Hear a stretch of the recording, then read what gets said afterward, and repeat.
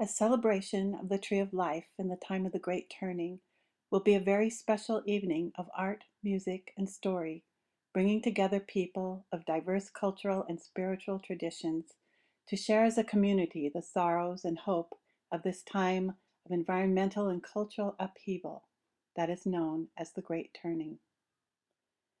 Please join us and Joanna Macy, internationally known eco-activist and Gaian teacher, Michael Meade, mythologist, storyteller, and writer, Gina Sala, singer, Betsey Beckman, dancer, and many other artists and musicians on Saturday, November 6th, 7 p.m. at St. Mark's Cathedral in Seattle. Now, Randy Morris and Molly Brown, co-chairs of the Tree of Life Project, will share their vision for the event. Vision. So the project that we're involved in and inviting you to hear more about is called A Celebration of the Tree of Life in the Time of the Great Turning. And so what I want to talk about is that context setting phrase of that, namely the notion of the Great Turning. Now, I'm a professor and have been for over 20 years at Antioch University. I run a spiritual studies program there. And I have to say that the heart of that spiritual studies program is all about the Great Turning. And this term has been coined primarily by the Buddhist activist. She calls herself now a Gaian teacher, Joanna Macy. But we also know that the same term, slightly modified, has been used by people like Thomas Berry, who talks about the great work.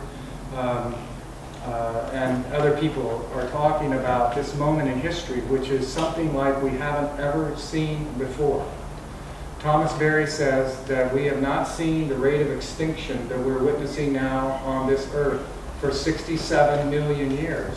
This is a matter for the human species. And so what we try to do in the spiritual studies program at Antioch is really teach people about this is not like anything we've seen before. And we know that people are not stupid, that people are perceiving this, but for a variety of reasons have a very difficult time working with it in any kind of heart-based way. And so we see a coarsening of the debate, the way that people treat each other in our culture. We see this rate of extinction problem. We see it, I noticed the Seattle Times newspaper, the third page article was all about how weather systems are fulfilling the predictions of global warming, as though that's big news. And for some people it really is, because there's a whole mechanism within the human mind that wants to repress this because it's very unpleasant and we just don't want to deal with it. And yet, at the same time, we know it's happening, and so what happens is our behaviors start getting, well, frankly, a little bit crazy. And so, to deal with that, we have to first open our hearts to the reality of the situation and say, yes, we are living in unprecedented spiritual times, and that this is a spiritual challenge for the human species as a whole.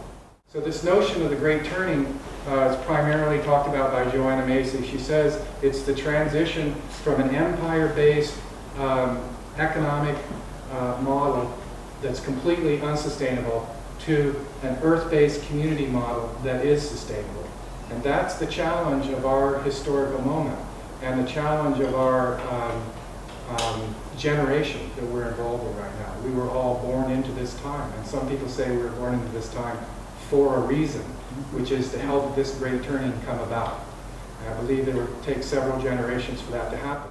How can we open our hearts to the immensity of that situation in such a way that's generative, that generates things instead of closes things down?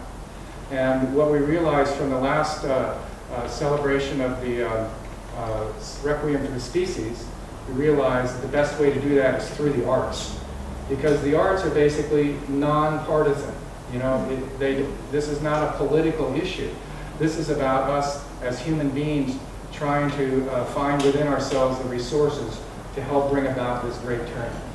And so, the arts is the place to concentrate, at least for this particular event. I'm not saying there aren't political dimensions to this, but we're just bracketing and setting those all aside because right, left, center, whatever you are, you're all welcome to this event. You know, Randy know, he really knows how to, you know, talk, explain, think, and all that. But I work it out with you know, with paints and paper. And so I worked on many versions of the Tree of Life to come up with a logo that we could use for our event.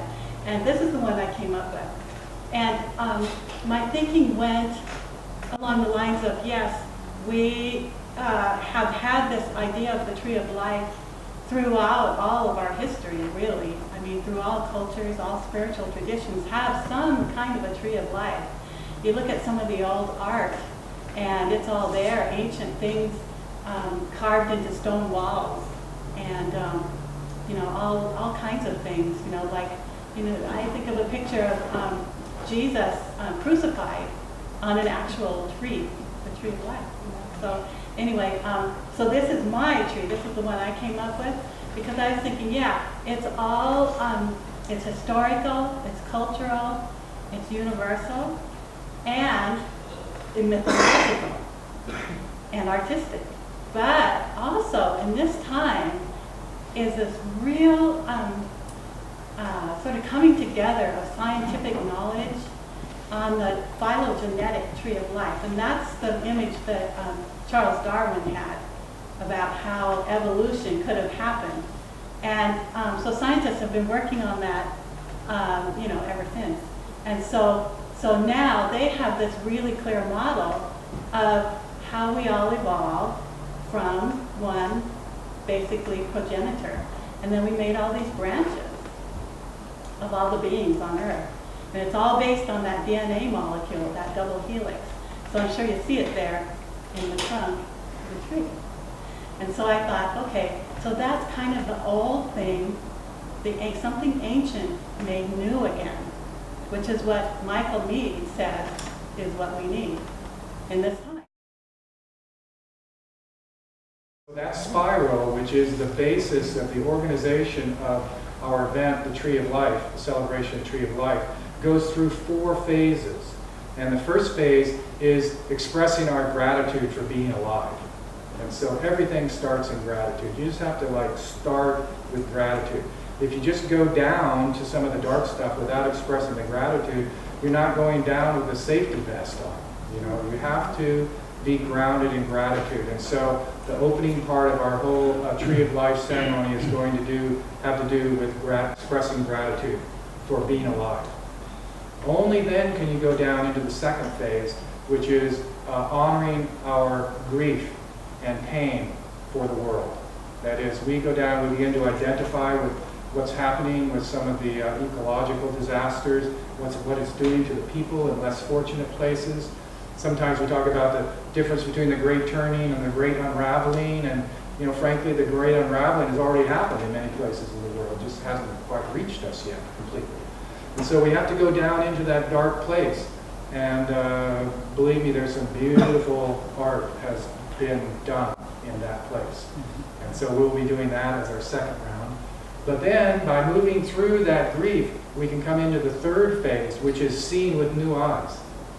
And one of the problems is that if you just start with gratitude and then seeing with new eyes and don't go down into the grief, you're basically seeing with the same eyes that you had at the beginning.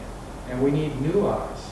You know, that sense that from Einstein, you can't really solve the problems using the same consciousness that created that problem. And so what Joanna Macy has discovered in all of her work is by going into the grief, some of these old habits and patterns begin to fall off, and you can begin to see with new eyes. And so we have Michael Meade, the great storyteller, telling one of his fantastic stories in that stage. And then finally, once we can see with new eyes, then there's the whole going forth. So Joanna Macy's work has been called despair and empowerment work, because the idea is that you have to go through the dark side, but when you do, when you actually name what's happening, then there's this incredible surge of energy that happens, and you just want to go out and do stuff. And that's what she's noticed over 30 years of this despair and empowerment work. So our whole liturgy is based on those 4 movements.